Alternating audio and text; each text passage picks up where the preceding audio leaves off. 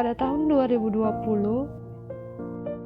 umat manusia di seluruh penjuru dunia diguncang dengan adanya pandemi virus COVID-19 yang sangat mempengaruhi kehidupan masyarakat dan banyak menimbulkan kepanikan di berbagai khalayak. Ada ratusan bahkan ribuan manusia terinfeksi dan sudah banyak yang meninggal akibat virus COVID-19 ini. Dalam hal ini, pemerintah tidak hanya tinggal diam melihat adanya COVID-19. Pemerintah mulai memberikan banyak himbauan-himbauan kepada masyarakat dan memberi bantuan kepada masyarakat yang terkena dampak COVID-19. Pada awal Maret, setelah dinyatakan bahwa salah satu warga Indonesia positif COVID-19, pemerintah Indonesia mulai menerapkan sistem di rumah saja, yakni masyarakat Indonesia diharuskan untuk diam dan bekerja dari rumah masing-masing. Dengan adanya aturan ini, membuat para pekerja dan buruh pabrik terpaksa harus diam di rumah, dikurang gajinya, dan beberapa perusahaan melakukan PHK atau pemutusan hubungan kerja.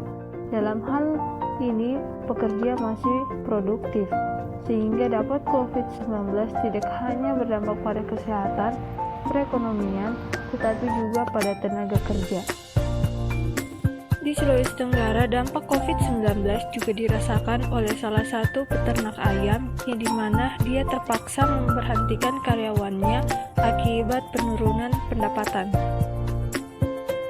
Sekilas cerita usaha jual ayam potong milik Bapak Mawardi yang telah berdiri dari tahun 2010 dan terletak di Kelurahan Lepo-Lepo, di mana usaha jual ayam potong ini bekerja sama dengan peternak ayam potong yang kemudian menjadi tengkulak dan penjual akhir kepada konsumen.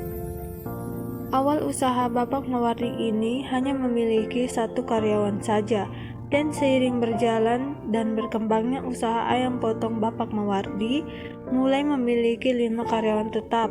Penghasilan jual ayam potong Bapak Mawardi setiap bulannya berkisar 100 hingga 300 juta per bulan, dengan mengupah pegawai tetapnya berkisar 1.700.000 per bulan. Di bulan-bulan awal Maret, dampak virus COVID-19 belum dirasakan oleh usaha milik Bapak Mawardi, karena harga jual ayam potong masih cenderung stabil dibandingkan harga jual ayam petelur, yang mulai menurun 5 hingga 10% dari harga normalnya. Pada awal-awal bulan Juni, Bapak Mawardi mengatakan mulai merasakan dampak COVID-19 ini terhadap usaha jual ayam potong miliknya, karena telah diterapkannya PSBB atau pembatasan sosial berskala besar yang membuat banyak rumah makan akan tutup, dan harga jual ayam potong pun menurun drastis hingga 40-60% dari harga biasanya. Hal ini membuat Bapak Mawardi pusing karena harga ayam menurun tetapi harus menggaji karyawannya.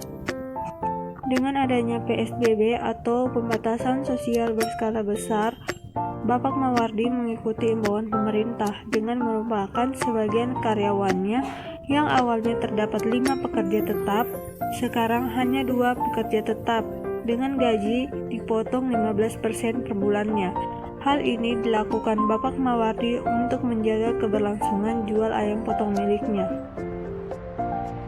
Jadi, berdasarkan penjelasan dan contoh usaha yang terkena dampak COVID-19, dapat disimpulkan bahwa hampir seluruh sektor terdampak.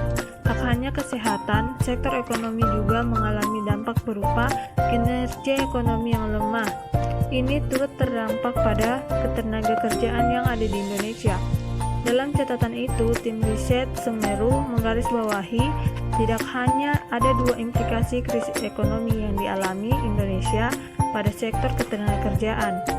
Yang pertama, peningkatan jumlah pengangguran, dan yang kedua, perubahan landscape pasar tenaga kerja pasca krisis.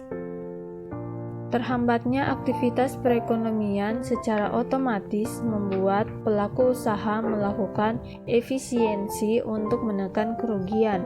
Akibatnya banyak para pekerja yang dirumahkan atau bahkan diberhentikan atau di PHK.